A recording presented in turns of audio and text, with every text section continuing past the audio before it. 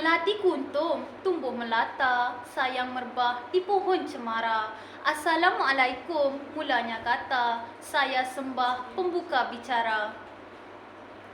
Salam apresiasi barisan panel hakim yang arif lagi bijaksana, serta hadirin hadirat yang saya hormati sekalian.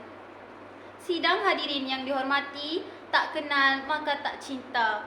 Mohon saya mendefinisikan frasa hidup berjiran, harmoni kehidupan. Hidup didefinisikan sebagai berada dalam keadaan tertentu, manakala berjiran pula merujuk kepada tinggal berhampiran dengan rumah seseorang. Harmoni pula bermaksud penyesuaian tindakan, pendapat dan perasaan, manakala kehidupan pula didefinisikan sebagai perihal hidup. Oleh itu, frasa hidup berjiran, harmoni kehidupan ditakrifkan sebagai komuniti atau masyarakat yang tinggal di sesuatu tempat dalam keadaan yang harmoni dan aman. Kepentingan semangat kejiranan kepada masyarakat pada era pasca perindustrian dan pasca globalisasi yang serba mencabar akal dan minda kita. Hal ini telah membuatkan kita terlalu sibuk bekerja sehingga melupakan aspek kehidupan yang penting, iaitu menjalinkan hubungan yang baik dengan jiran tetangga. Jika diimbau pada masa dahulu, masyarakat kita mempunyai hubungan yang baik antara jiran tetangga sehingga boleh menjalankan aktiviti keramaian seperti bergotong royong untuk menyambut sesuatu kerajaan atau adat resam. Gaya hidup ibarat segan mati, tak mahu hendaklah dielakkan kerana terdapat pelbagai manfaat sekiranya kita menjalinkan hubungan yang baik dengan jiran tetangga sehingga mewujudkan semangat kejiranan yang utuh. Oleh itu, wajar untuk kita bincangkan apakah kepentingan semangat kejiranan kepada masyarakat dalam mewujudkan sebuah suasana kehidupan yang harmoni. Petang hari pergi ke pekan, pulang membawa sebungkus laksa. Hidup muhibah perlu diamalkan di negara Malaysia berbilang kaum. Sidang hadirin yang dikasihi, bicara saya yang pertama ialah komuniti berbeza, masyarakat harmoni. Malaysia merupakan negara yang unik kerana kita mempunyai rakyat yang berbilang bangsa, kaum dan agama. Namun, di sebalik perbezaan kita berjaya mencari persamaan dan berbekalkan nilai-nilai murni seperti hormat menghormati dan bertolak ansur sering menjadi amalan masyarakat. Mutakhir ini, timbul anasir-anasir yang ingin memecah belahkan perpaduan yang telah terjalin begitu lama oleh masyarakat kita. Isu berkaitan dengan hubungan masyarakat pelbagai bangsa, agama dan budaya di Malaysia mendominasi perbincangan di dada akhbar dan juga media sosial di pelbagai peringkat. Isu-isu seperti pengenalan tulisan Jawi dalam silibus pendidikan menjadi isu yang hangat diperkatakan. Walaupun begitu, isu-isu ini diselesaikan secara baik dan saksama agar semua kaum boleh menerima setiap keputusan yang dibuat. Justru, semangat kejiranan yang mantap dapat menjadi solusi bagi melawan polemik yang semakin membara dalam komuniti pada masa kini.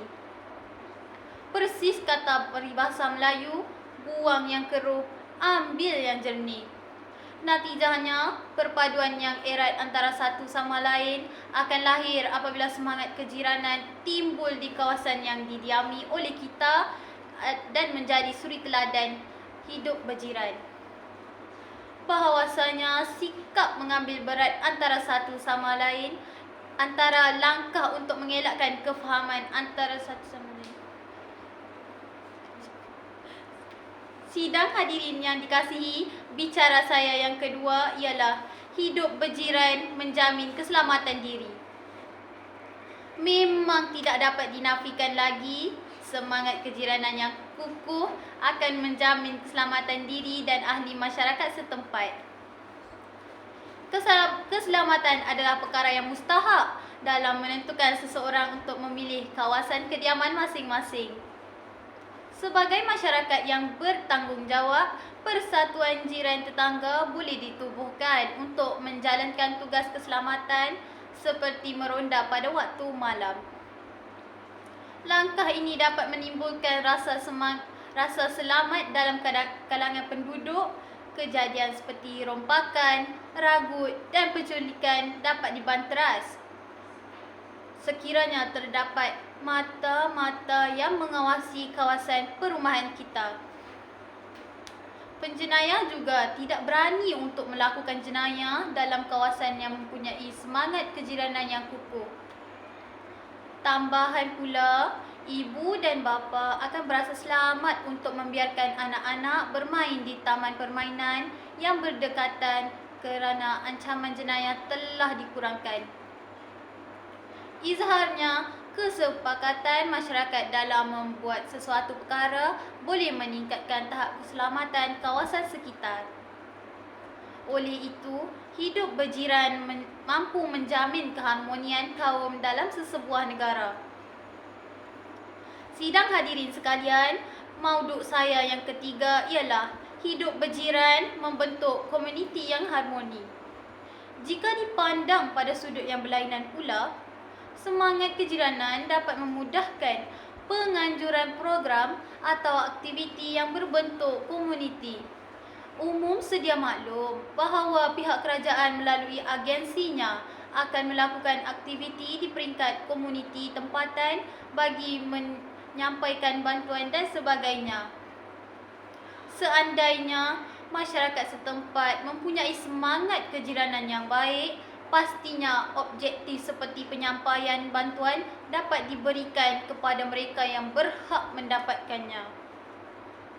Sesuatu pekerjaan dapat dilaksanakan dengan cepat dan lancar apabila pihak menyumbang tenaga bagai aur dengan tebing. Selain itu, kita juga dapat menjaminkan masa yang terluang dengan melakukan aktiviti yang bermanfaat seperti menganjurkan majlis rumah terbuka. Intihannya, masyarakat yang mempunyai semangat kejiranan dapat melaksanakan sesuatu pekerjaan dengan lebih cekap dan menghasilkan sesuatu yang berfaedah untuk semua. Tuntasnya penganjuran aktiviti yang terdapat di sebuah kejiranan itu sebenarnya mampu mewujudkan sesebuah masyarakat yang harmoni. Hadirin hadirat yang dihormati sekalian, sebagai penutup tirai wancana ilmu kita pada hari ini, saya ingin mengingatkan pada khalayak hari ini bahawa sekiranya kita sendiri yang menggugat perpaduan kaum di negara ini, nescaya keharmonian dalam sesebuah negara akan punah sekaligus mencetuskan perbalahan yang hanya mendatangkan keburukan kepada masyarakat Malaysia. Perpaduan nasional juga harus menjadi misi penting bagi negara.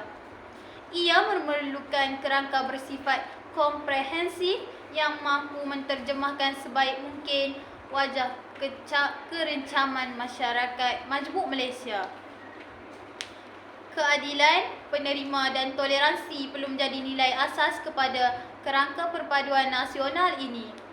Nilai itu perlu digarap dengan menjadikan Islam sebagai kayu ukur utama mendukung agenda perpaduan nasional dalam konteks Malaysia.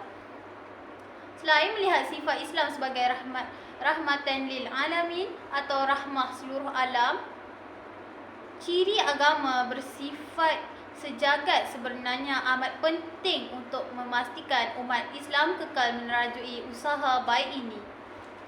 Sejujurnya, perlu wujud kesedaran dalam masyarakat dalam usaha membina peradaban dan mencapai status kemajuan bagi Malaysia, terutamanya dalam merealisasikan wawasan kemakmuran bersama WKB 2030.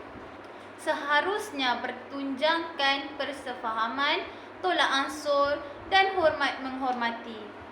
Kesantunan insan dalam mengurus perbezaan dalam masyarakat, pelbagai agama dan bangsa perlu dititik beratkan.